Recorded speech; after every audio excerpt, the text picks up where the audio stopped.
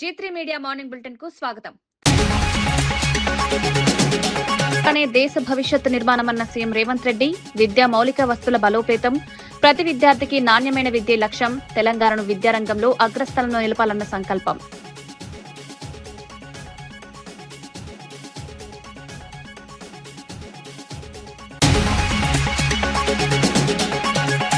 YCP నేతల వేధింపులపై దూలం నాగేశ్వరరావు ఆగ్రహం. Karmuri Sunil arrest రాజకీయ కక్షనన్న ఆరోపణ, ప్రతిపక్షాల గొంతు నొక్కద్దని హెచ్చరిక, జగన్ పోరాటంతోనే ప్రభుత్వంలో కదలిక.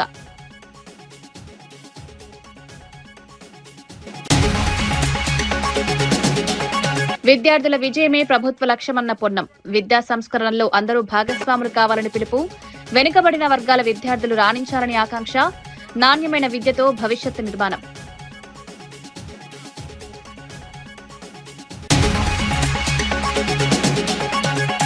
యూరియా సరఫరాపై హరీష్ రావు విమర్శలు, ఎకరానికి 2 బస్తాల పరిమితిపై ఆగ్రహం, రైతులు తీవ్ర ఇబ్బందులు పడుతున్నారన్న ఆరోపణ, ఎరువు సమస్యలు వెంటనే పరిష్కరించాలని డిమాండ్.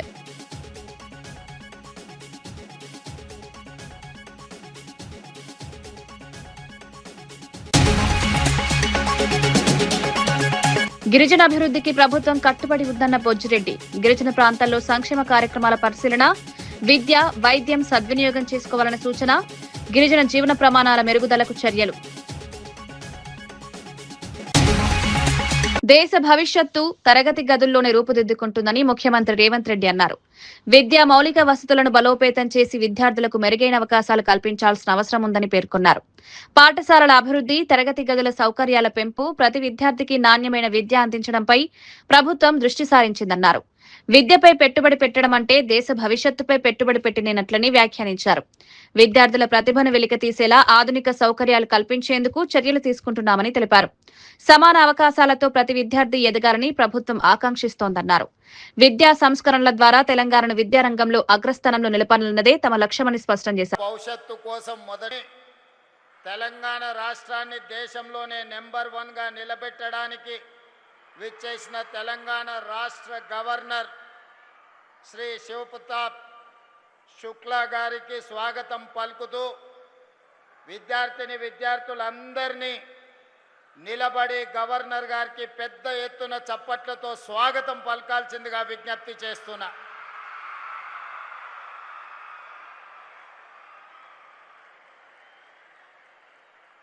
గవర్నర్ గారితో పాటు ఈ కార్యక్రమంలో ఉప ముఖ్యమంత్రి వర్యులు మిత్రులు బట్టి విక్రమార్క గారు, సీనియర్ సహచర మంత్రివర్గ సభ్యులు శ్రీధర్ బాబు గారు, సహచర మంత్రివర్గ సభ్యులు పొన్నం ప్రభాకర్ గారు, అడ్లూరి లక్ష్మణ్ గారు, వాకిటి శ్రీహరి గారు, మహమ్మద్ అజరుద్దీన్ గారు, ప్రభుత్వ సలహాదారులు, పార్లమెంట్ సభ్యులు, శాసన మండలి సభ్యులు, శాసన సభ్యులు, వివిధ కార్పొరేషన్ల చైర్మన్లు, విద్యాశాఖకు సంబంధించిన అధికారులు, ప్రాణ సమానులైన తెలంగాణ నలుమూలల నుంచి విచ్చేసిన వేలాది మంది విద్యార్థులకు మనస్ఫూర్తిగా అభినందనలు, కృతజ్ఞతలు తెలియజేస్తున్నా. మిత్రులారా, తెలంగాణ రాష్ట్రం దేశంలో ఉన్న మిగతా రాష్ట్రాలలాగా భాషా ప్రయుక్త రాష్ట్రంగానో పరిపాలన సౌలభ్యం కోసం ఏర్పడిన రాష్ట్రం కాదు. తెలంగాణ రాష్ట్రము 60 సంవత్సరాల సుదీర్ఘ పోరాటం, వందలాది మంది విద్యార్థుల ఆత్మ బలిదానాలతో 60 సంవత్సరాలు తమ పోరాటాన్ని, తమ కలలను సాకారం చేసుకోవడానికి లక్షలాది మంది విద్యార్థులు ఉద్యమ బాటన పట్టి తమ ఉజ్వల భవిష్యత్తునే కాదు ఉద్యోగ ఉపాధి అవకాశాలను వదులుకొని కన్న తల్లిదండ్రులను దుఃఖ సాగరంలో ముంచేసి నూనూగు మీసాల యువకులు ఎంతో మంది ఆత్మ బలిదానాలు చేసుకుంటే ఈ తెలంగాణ రాష్ట్రం ఏర్పడ్డది. ఆనాడు ఆత్మ బలిదానాలలో ముందు వరుసలో ఉన్న శ్రీకాంతాచారి కావచ్చు, ఈశాన్ రెడ్డి కావచ్చు, కానిస్టేబుల్ కిష్టయ్య కావచ్చు, సురేష్ నాయక్ కావచ్చు, ఈ రకంగా నేను చెప్పుకుంటూ వెళ్తే వందలాది మంది విద్యార్థులు ఆత్మ బలిదానాలు చేసుకుంటే ఈ రాష్ట్రం ఏర్పడ్డది. ఈ విద్యార్థుల యొక్క ఆకాంక్ష తెలంగాణ రాష్ట్రంలో ఉండే విద్యార్థుల యొక్క ఉజ్వల భవిష్యత్తు, ఉద్యోగ ఉపాధి అవకాశాలు వాళ్లకు దక్కాలి అని త్యాగాలు చేసింది. ఆనాటి ఉద్యమంలో ముందు భాగాన నిలబడి పొలిటికల్ జేఏసీ చైర్మన్గా ఉన్న ప్రొఫెసర్ కోదండరామ్ గారు, తొలి ఉద్యమం మలి ఉద్యమ సజీవ సాక్షి పెద్దలు కేశవరావు గారు పార్లమెంటులో పెప్పర్ స్ప్రేలను తట్టుకొని నిలబడి తెలంగాణ బిల్లు ఆమోదానికి సంపూర్ణంగా సహకరించిన పొన్నం ప్రభాకర్ గారు ఈ వేదిక మీద ఉన్నారు. మిత్రులారా, ప్రభుత్వ ఉద్యోగమన్నా ప్రభుత్వ పాఠశాలలో ఈనాడు విద్యార్థులు చదువుకుంటున్నారంటే ఇది ఒక అవకాశమో లేకపోతే ఇది ఒక ఉద్యోగం కోసం చేస్తున్న ప్రయత్నం కాదు. ఇది ఒక గొప్ప భావోద్వేగం. ఈ భావోద్వేగము తెలంగాణ 4 కోట్ల ప్రజలతో ముడివేసుకున్న బంధం. ఈ భావోద్వేగాన్ని, ఈ తెలంగాణ రాష్ట్రం యొక్క అభివృద్ధి, ఈ దేశ భవిష్యత్తు తరగతి గదుల్లోనే ఉన్నది.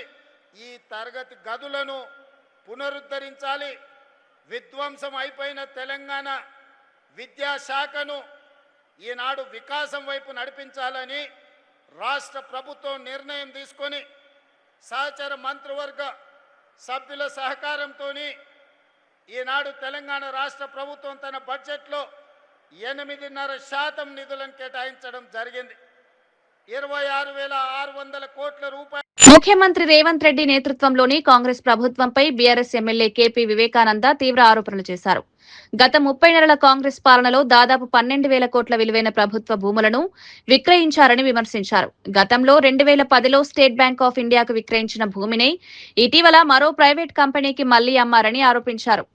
ఈ వ్యవహారం దేశవ్యాప్తంగా కాంగ్రెస్ ప్రభుత్వ ప్రతిష్టను దెబ్బతీసిందన్నారు. ప్రభుత్వ భూముల విక్రయాలపై పూర్తి వివరాలు ప్రజలకు వెల్లడించాలని డిమాండ్ చేశారు. ప్రజా ఆస్తులను కాపాడాల్సిన ప్రభుత్వం వాటిని విక్రయించడం ఆందోళన కలిగిస్తోందన్నారు. సమర్థ ముఖ్యమంత్రి రేవంత్ రెడ్డి గారు సుమారు 30 నెలల్లో 12,000 కోట్ల విలువైన భూములన్నీ కూడా అమ్ముకుంటూ వాటితో రియల్ ఎస్టేట్ దందాలు చేసుకుంటూ ముందుకు వస్తున్నటువంటి సందర్భంలో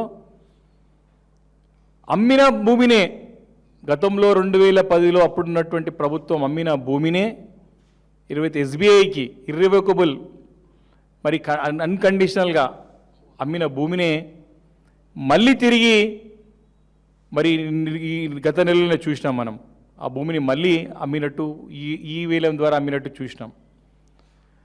హైకోర్టు యొక్క తీర్పు ఉండగా ఏప్రిల్ 25, 2026 ఒక హైకోర్టు యొక్క ఉత్తర్వులు ఉండగా కూడా దాన్ని తుంగలో దొక్కి దాన్ని పక్కకి నెట్టేసి గతంలో అమ్మినటువంటి ఎస్బీఐకి అమ్మినట్టు భూమిని దాంట్లో 5 ఎకరాల స్థలాన్ని మళ్ళీ కూడా మరి ఈ వేలం ద్వారా ఇంకో కంపెనీకి కట్టగట్టడం మనందరం చూసాం. అంటే దీన్ని ఏమంటారు? సరే, భూమి ప్రభుత్వం నుండి అమ్మిందంటే విశ్వాసంతో ప్రభుత్వం నమ్మకంతో మాకు చక్కగా ఉంటుందని చెప్పి సుమారు 237 కోట్ల రూపాయలు ఎకరానికి చెల్లించి మరి ఆ భూమిని కొంటే ఈరోజు దేశవ్యాప్తంగా ప్రభుత్వం యొక్క అంటే క్రెడిబిలిటీ ఏ రకంగా మరి దిగజారిపోయిందో, ఏ రకంగా ఈరోజు విశ్వసనీయత ప్రభుత్వం కోల్పోతుందో ఒకసారి అర్థం చేసుకోవాలి. రేవంత్ రెడ్డి అనేటువంటి నాయకుడు బయట మోసం చేసుకోక రియల్ ఎస్టేట్ దందాలో ఎన్ని తప్పుడు డిసిషన్లు చేసిండా. వైఎస్ఆర్సీపీ నాయకులను లక్ష్యంగా చేసుకుని తప్పుడు కేసులు నమోదు చేస్తున్నారని ఏలూరు జిల్లా వైఎస్ఆర్సీపీ అధ్యక్షుడు దూలం నాగేశ్వరరావు ఆరోపించారు. మాజీ మంత్రి కార్మూరి నాగేశ్వరరావు కుటుంబాన్ని టార్గెట్ చేసి ఆయన కుమారుడు కార్మూరి సునీల్ ను అక్రమంగా అరెస్ట్ చేస్తున్నారని విమర్శించారు. చట్టం తన పని తాను చేసుకుపోతుందని చెప్తూనే రాజకీయ కక్ష సాధింపులకు దర్యాప్తు సంస్థలను ఉపయోగించడం సరికాదన్నారు. వైఎస్ జగన్ ప్రజల కోసం పోరాడుతున్న ధైర్యవంతుడైన నాయకుడని పేర్కొన్నారు. జగన్ చేస్తున్న పోరాటం వల్లే కూటమి ప్రభుత్వంలో కదలిక కనిపిస్తోందని భయపెట్టడం, ఆ భయపెట్టడం ద్వారా రాజకీయ లబ్ధి పొందాలనే ప్రయత్నాలు ప్రజలు గమనిస్తున్నారు. ఈ రోజున ఈ కూటమి ప్రభుత్వం చట్టం తన పని తాను చేసుకుపోతుందని, కానీ రాజకీయ కక్ష సాధింపులకు దర్యాప్తు సంస్థలను వాడుకోవద్దని కూడా వైఎస్ఆర్ కాంగ్రెస్ పార్టీ ఈ రోజున చెప్పడం జరుగుతుంది. న్యాయం పేరుతో వేధింపులు కాదు, ఆధారాలతో కూడిన నిజమైనటువంటి విచారణ జరగాలి. ప్రజల మద్దతు ఎదిగే నాయకులను కేసులతో కాదు రాజకీయంగా ఎదుర్కొనాలి. అరెస్టులు, సమన్లు, బెదిరింపులతో వైసీపీ గొంతును అణచలేరు. దీనికి ఒకటే, కూటమి ప్రభుత్వాన్ని మేము ఇవాళ ప్రశ్నించే పరిస్థితి, వారు సమాధానం చెప్పలేని పరిస్థితిలో ఉన్నారు. దానికి కారణం కూటమి ప్రభుత్వంలో సమర్థత లేని నాయకత్వం. సమర్థత లేకపోవటం, ఏ అవాంఛనీయ సంఘటన జరిగినా రాష్ట్రంలో ఎక్కడ ఎలాంటి సమస్యలు వచ్చినా దాన్ని సమర్థవంతంగా ఎదుర్కోలేకపోవటం ఈ మధ్యన చూసాం. వాళ్ళలో కల్తీ అయితే దాదాపు 22 మంది చనిపోవటం, వాళ్ళకి ఇంతవరకు న్యాయం జరగల. అలాగే మరి ఈరోజు మనం చూస్తే కృష్ణలంకలో నిన్న కృష్ణలంకలో సాయి కృష్ణ పరిస్థితి ఏమిటి? సాయి కృష్ణ పరిస్థితి, ఆ తల్లి రోదన ఎవరు వింటారు? బిడ్డను పోగొట్టుకుని ఆ బిడ్డ అసలు ఏమయ్యాడో కూడా పోలీస్ స్టేషన్ వెళ్ళి అడుగుతుంటే సమాధానం చెప్పలేని పరిస్థితిలో ఉంటే ఈ రాష్ట్రంలో ప్రజలు పాలన ఎక్కడుందని అనుకుంటారు? ఆ సాయి కృష్ణ తల్లి ఆ ఆవేదన పడుతున్న రోదన వింటే అందరికి కూడా కళ్ళు చెమరుస్తాయి. అతను క్రిమినల్ కావచ్చు, లేదు అతని వెనకాల హిస్టరీ బ్యాడ్ కావచ్చు. సమాజంలో ఈ భారతదేశంలో ఏ రాష్ట్రంలో అయినా ఈ రకంగా హింసించి హత్యలు చేస్తారా? జరిగిన 2-3 రోజుల నుంచి కూడా ఎప్పటి నుంచో కనపడలేదని అడుగుతున్నా, దానికి సమాధానం చెప్ప. సమర్థవంతమైనటువంటి నాయకుడు ఆ కుటుంబాన్ని వెళ్ళి కలిస్తే కానీ ప్రభుత్వం కదిలి రాలేదు. వెంటనే ఎవరి మీద చర్య తీసుకోవాలి, ఎవరు ఇందులో పాత్రదారులు అంటూ తతంగం అంతా మొదలయ్యింది.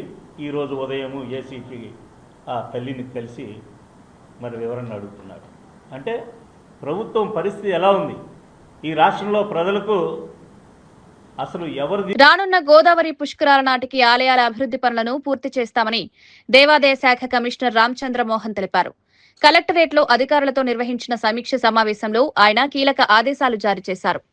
ఘాట్ల సమీపంలోని 543 ఆలయాలను గుర్తించి సుందరీకరణ పనులను వేగవంతం చేయాలని సూచించారు. పుష్కరాలకు వచ్చే లక్షలాది మంది భక్తులకు మెరుగైన వసతులు కల్పించడమే ప్రభుత్వ లక్ష్యమన్నారు.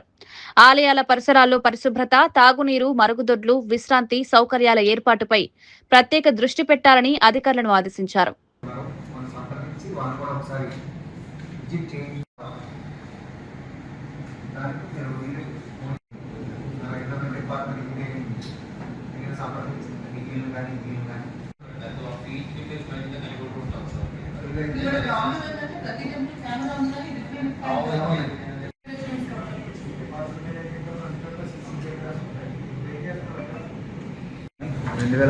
కానీ కోట్ల సంఖ్యలోనే రాష్ట్రం నుంచి అలాగే పొరుగు రాష్ట్రాల నుంచి కూడా భారీ సంఖ్యలో ప్రజలు రావటం, ఇక్కడ పుష్కర స్నానాలు చేయటం, తర్వాత దగ్గరలో ఉన్న టెంపుల్స్కి వెళ్ళటం అనేది కూడా ఎక్కువ మంది, మెజారిటీ కనీసం 60 to 70% ఖచ్చితంగా ఏదో దేవాలయానికి సందర్శన వెళ్తారు. ఈ సందర్భంలో ఏ టెంపుల్స్కి రష్ ఉంటుందన్నది మనం ఐడెంటిఫై చేయడం జరిగింది. దాదాపు 29 ప్రముఖ ఆలయాలను గుర్తించడం జరిగింది. దాంతోపాటు ఘాటుకు దగ్గరలో ఉన్న టెంపుల్స్కి కూడా మిగతా రోజుల్లో పెద్దగా భక్తుల సంఖ్య లేకపోయినా ఈ పుష్కరాల సందర్భంలో వస్తారు. దానికి సంబంధించి మనం పర్మనెంట్ వర్క్స్ ఏమేమి చేయాలన్న దానికి సంబంధించి 543 ఆలయాలను గుర్తించడం జరిగింది. దానికి సంబంధించి ఇప్పటివరకు 162 వర్క్స్కి శాంక్షన్, అడ్మినిస్ట్రేటివ్ శాంక్షన్స్ కూడా ఇచ్చుకున్నాం. 162 వర్క్స్కి టెండర్స్ పిలిచాము. దాంట్లో 43 వర్క్స్ ఆల్రెడీ మనం గ్రౌండ్ అయ్యి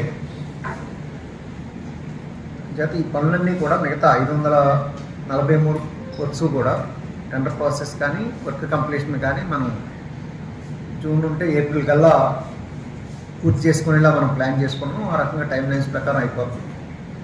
కానీ ఆ తర్వాత 2 నెలలు ఏం చేయాలన్నది కూడా ఇప్పుడు ప్లానింగ్ కలెక్టర్ గారు కూడా దాని గురించి డిస్కస్ చేయడం జరిగింది. భక్తుల రద్దీ విపరీతంగా పెరుగుతుంది కనుక మనం టెంపరీ అరేంజ్మెంట్స్ కొన్ని చేసుకోవాల్సి వస్తుంది. ఇప్పుడు నేను చెప్పినవి కూడా ఇవన్నీ పర్మనెంట్ వర్క్స్. టెంపరీ వర్క్స్ ఏ రకంగా చేసుకోవాలంటే main queue line, shelter, temporary toilets, drinking water, ఈ 4 ఇంపార్టెంట్ కాంపోనెంట్స్. హైదరాబాద్ పాతబస్తీ చంద్రయాన గుట్టలో నూతన అంగన్వాడీ పిల్లల కేర్ సెంటర్ ను మంత్రి సీతక్క ప్రారంభించారు. అరుంధతి నగర్ లో ఏర్పాటు చేసిన ఈ కేంద్రంలో 7 నెలల నుంచి 3 ఏళ్లలోపు చిన్నారులను తల్లిదండ్రులు వదిలి పనులకు వెళ్లవచ్చని తెలిపారు. ముఖ్యంగా కూలీ పనులు చేసే కుటుంబాలకు ఈ కేంద్రం ఎంతో ఉపయోగపడుతుందన్నారు. చిన్నారులకు సురక్షిత వాతావరణంలో సంరక్షణ, పోషకాహారం అందించడమే లక్ష్యమన్నారు. కార్యక్రమంలో కాంగ్రెస్ నేతలు, స్థానిక ప్రజాప్రతినిధులు పాల్గొన్నారు. కాంగ్రెస్ అగ్రనేత రాహుల్ గాంధీ జన్మదిన వేడుకలను కూడా నిర్వహించారు. చిన్నారుల సంక్షేమానికి ప్రభుత్వం కట్టుబడి ఉందని సీతక్క స్పష్టం చేశారు. ఆ సమస్యలపై పోరాటం చేస్తూ త్యాగాల వారసత్వం కలిగినటువంటి కుటుంబం నుంచి వచ్చినటువంటి రాహుల్ గాంధీ గారి యొక్క జన్మదినాన్ని పురస్కరించుకొని ఈరోజు మా మెడికల్ డిపార్ట్మెంట్ అధ్యక్షులు గాంధీ భవన్లో రక్తదాన శిబిరాన్ని నిర్వహించడం జరిగింది. మరి ఈ రక్తదాన శిబిరంలో మా రాష్ట్ర నాయకులు, అదేవిధంగా యూత్ అందరూ కూడా పార్టిసిపేట్ చేసి మా పార్టీ కానీ నెహ్రూ గారి కానుంచి గాంధీ గారి నుండి మరి రాజీవ్ గాంధీ వరకు రక్తదానం చేయడము, ప్రాణదానం చేయడం ఈరోజు త్యాగాల వారసత్వం కలిగినటువంటి పార్టీ కాంగ్రెస్ పార్టీ.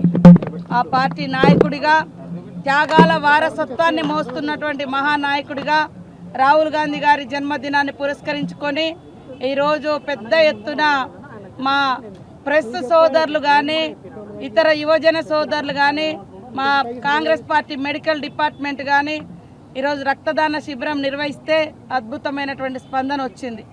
ఇది త్యాగాలకు, అదేవిధంగా ప్రజా సమస్యలపై, ప్రజల కోసం, ప్రజా సంక్షేమం కోసం పాటుపడే పార్టీగా ఆ నాయకుడిగా రాహుల్ గాంధీ లాంగ్ లీవ్ ఉండాలనే ఉద్దేశంతో ఈ యొక్క కార్యక్రమాలు చేయడం జరుగుతుంది. మీరు చూస్తూ ఉన్నారు, రాహుల్ గాంధీ అంటే పేదల గొంతుక, రాహుల్ గాంధీ గారంటే యువజనుల గొంతుక, రాహుల్ గాంధీ గారంటే రైతుల గొంతుక, రాహుల్ గాంధీ అంటే దళిత, బహుజన, ఆదివాసీ మరి పేదల గొంతుక. కాబట్టి ఆ గొంతుకకు సపోర్టుగా కోట్లాది మంది రాహుల్ గాంధీ గారికి సపోర్టుగా ఉంటూ ఈ దేశాన్ని ఈ కార్పొరేట్ కంపెనీ వ్యవస్థ నుంచి, ఆదాని అంబానీల నుంచి పేదలను దోస్తూ రాజ్యాంగాన్ని తూట్లు పొడిచేటువంటి మరి మోడీ నాయకత్వం నుంచి, ఈరోజు మోడీ యొక్క విధ్వంస విధానాల నుంచి రేవంత్ రెడ్డి ప్రభుత్వం పేర్లు మార్చడం తప్ప ప్రజలకు మేలు చేయడం లేదని మాజీ మంత్రి సబితా ఇంద్రారెడ్డి విమర్శించారు. కేసీఆర్ హయాంలో అభివృద్ధి చేసిన ఆరుట్ల పాఠశాలకు రంగులు వేసి తెలంగాణ పబ్లిక్ స్కూల్ గా ప్రారంభించారని ఆరోపించారు. కొత్తగా ఏమీ నిర్మించకుండా పాత భవనాలు, పాత ఫర్నిచర్, పాత ఉపాధ్యాయులతోనే కొత్త పేర్లు పెట్టారన్నారు. నిజంగా విద్యాభివృద్ధిపై చిత్తశుద్ది ఉంటే సీఎం సొంత నియోజకవర్గం కొడంగల్లో ఎందుకు తెలంగాణ పబ్లిక్ స్కూల్ నిర్మించలేదని ప్రశ్నించారు. ప్రజలను మభ్యపెట్టే కార్యక్రమాలు మానుకోవాలని సూచించారు. విద్యారంగంలో వాస్తవ అభివృద్ధి చేయాలని ప్రభుత్వాన్ని డిమాండ్ చేశారు. తెలంగాణ పబ్లిక్ స్కూల్ అన్ని స్టార్ట్ చేసి వచ్చిండు. మరి మీ నియోజకవర్గంలో ఎందుకు స్టార్ట్ చేయలేదు తెలంగాణ పబ్లిక్ స్కూల్? ఎందుకు కట్టలే? మరి అవే డబ్బులు పెట్టి ఈడెందుకు మొదలు పెట్టలే? అక్కడ ఉన్న పాత బిల్డింగ్లకు సున్నమేసి అదే టీచర్లు, అదే బిల్డింగ్లు, అదే సున్నమేసి అదే ఫర్నిచర్ అన్నీ అవే ఒట్టి గ్రౌండ్ మాత్రం ప్రిపేర్ చేసిండు. మరి అదే public school, Telangana public school ఇక్కడ ఎందుకు స్టార్ట్ చేయలేదు? ఇది బాగా గుర్తుపెట్టుకోండి. ఏదైనా కూడా పేర్లు మార్చి మాత్రమే చేస్తున్నారు తప్పిస్తే నిజంగా ప్రజలకు మేలు చేయాలనే ఆలోచన లేకుండా ఉంది ముఖ్యమంత్రి గారికి అని తెలియజేసుకుంటూ, సింగరేణి అంశంపై బీజేపీ చిల్లర రాజకీయాలు చేయడం మానుకోవాలని ప్రభుత్వ విప్ ఎమ్మెల్సీ అద్దంకి దయాకర్ అన్నారు. బొగ్గు బ్లాక్లను ప్రైవేటీకరించే ప్రయత్నం చేసిన బీజేపీకి సింగరేణిపై మాట్లాడే నైతిక హక్కు లేదన్నారు. సింగరేణి పరిరక్షణకు కాంగ్రెస్ ప్రభుత్వం పూర్తిగా కట్టుబడి ఉందని స్పష్టం చేశారు. కార్మికులకు బోనస్ ఇవ్వడం నుంచి సంస్థ భవిష్యత్తును కాపాడే వరకు కాంగ్రెస్ ప్రభుత్వం బాధ్యతగా వ్యవహరిస్తోందన్నారు. బీజేపీ, బీఆర్ఎస్ నాయకులు రాజకీయ లబ్ధి కోసం సింగరేణిని వేదికగా చేసుకోవద్దని సూచించారు. బొగ్గు నిల్వలు తక్కువ ఉన్నాయని చెప్పేసి, కానీ గత ప్రభుత్వంలో వాళ్ళు సిరిసిల్లకు, సిద్దిపేట, గజ్వేలకు సింగరేణి నిధులు వాడుకుంటున్నప్పుడు కామ్ గా ధృతరాష్ట్రం లెక్క కూర్చున్నాడే కిషన్ రెడ్డి. ఇప్పుడు సింగరేణి పర్యటనలకు బీజేపీ పోతుంది. ఆయన మంత్రి ఆయన మంత్రి అనేది మర్చిపోయి ప్రతిపక్ష నాయకుడు అనుకుంటున్న పరిస్థితి ఎంత దౌర్భాగ్యమైన స్థితితో ఆలోచించారు. సింగరేణి నిధులకు ఎసరు పెట్టింది ఎవరు? బీఆర్ఎస్ కాదా?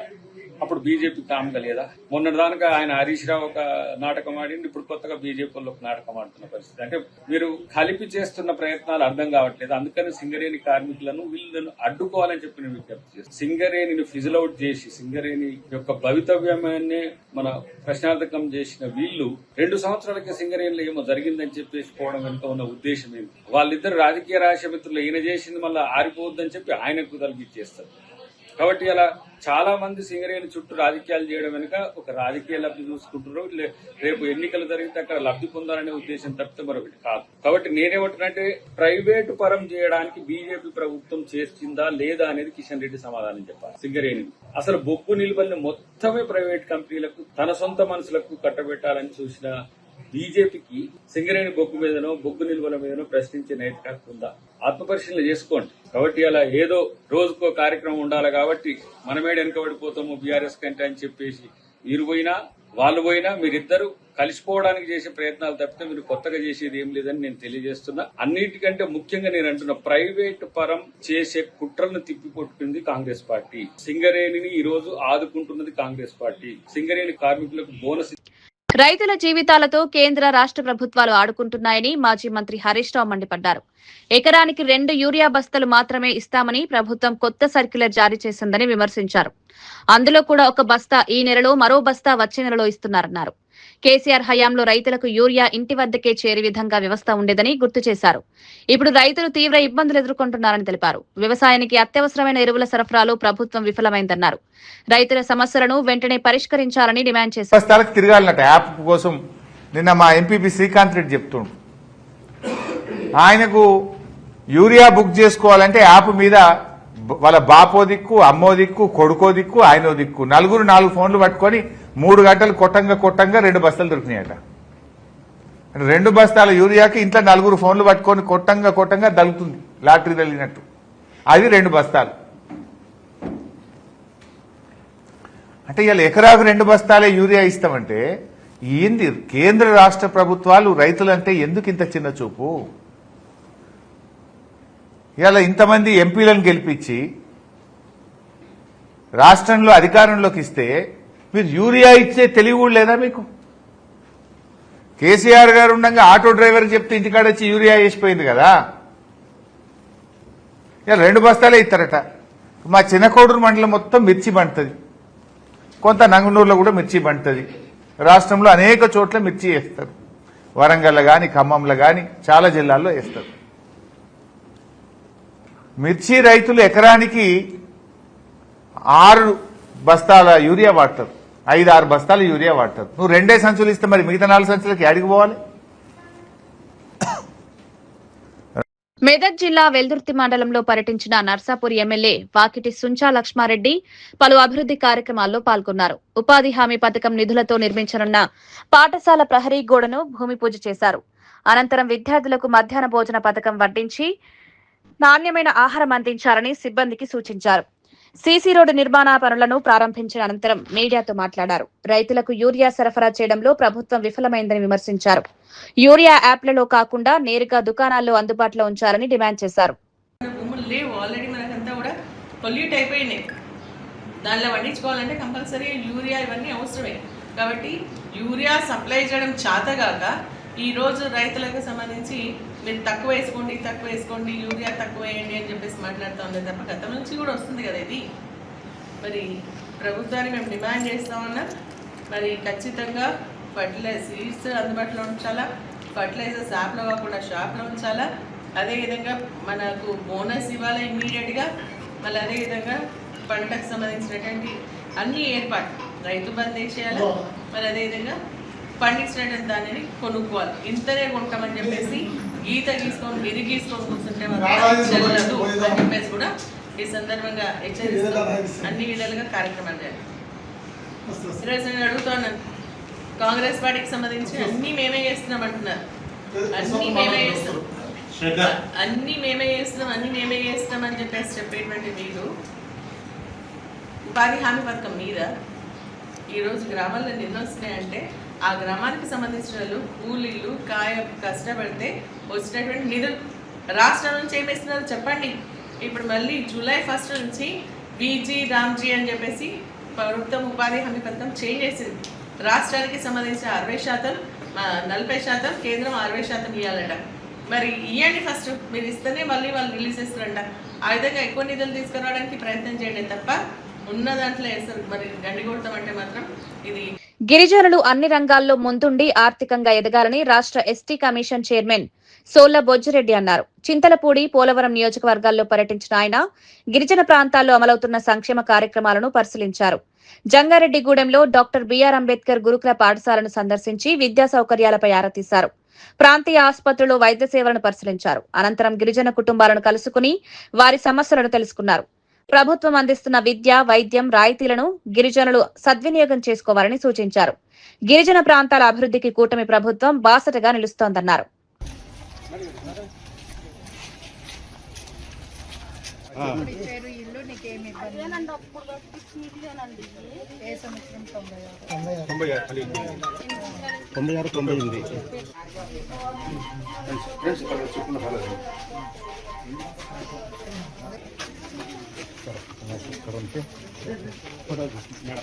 నేను ఎస్టీ కమిషన్ చైర్మన్, మా కమిషన్ మెంబర్లు వచ్చారు. ఈ హాస్పిటల్ సందర్శించడం జరిగింది. హాస్పిటల్ ఏంటంటే ఇక్కడ ఎక్కువ ఏజెన్సీ ముఖద్వారం ఇక్కడ జరిగే హాస్పిటల్ కాబట్టి దీనిలోండి ఎక్కువ మంది గిరిజనులు హాస్పిటల్ వైద్య నిమిత్తం వస్తారు. అది వైద్యం గిరిజనులకు బాగా అందుతుందా లేదా తెలుసుకునే నిమిత్తం వచ్చాం. కాబట్టి గిరిజనులకు వైద్యం బాగా జరగాలని సూపరింటెండెంట్ గారితో కూడా మాట్లాడడం జరిగింది. వైద్యం బాగా జరిగితే ఏజెన్సీ కేసులు ఎటువంటి కేసులు రాకుండా, అలాగే జగన్ జరగకపోయినట్టయితే మీ మీద సరి తీసుకుంటామని చెప్పడం జరిగింది. కానీ రేపు ఏలూరులో జిల్లా పరిధిలో జిల్లా రివ్యూ ఉంది.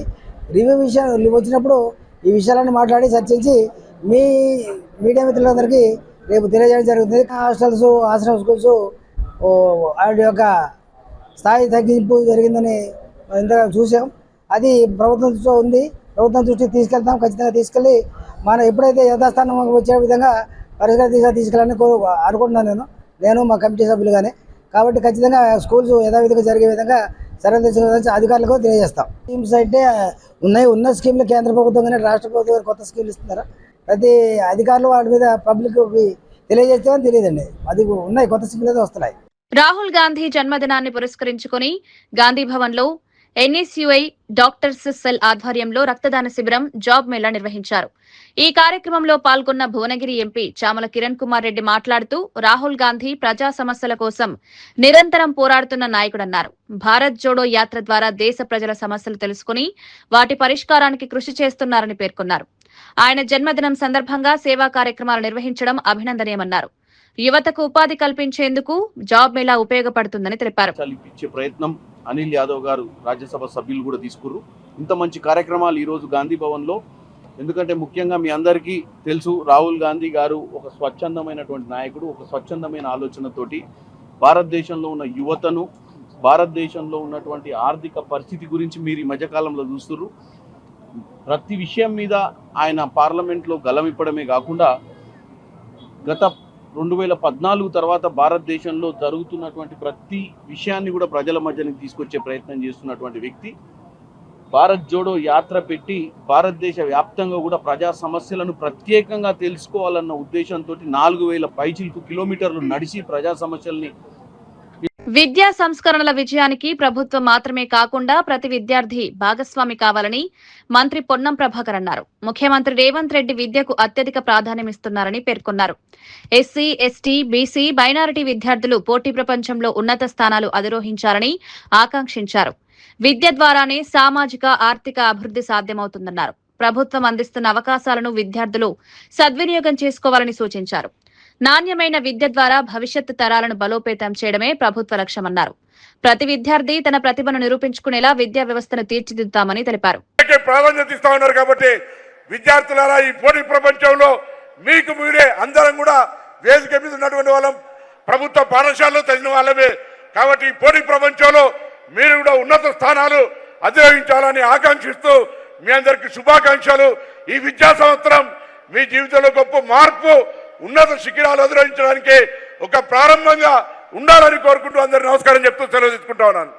మరిన్ని వార్తలతో మళ్ళీ కలుద్దాం. నమస్కారం.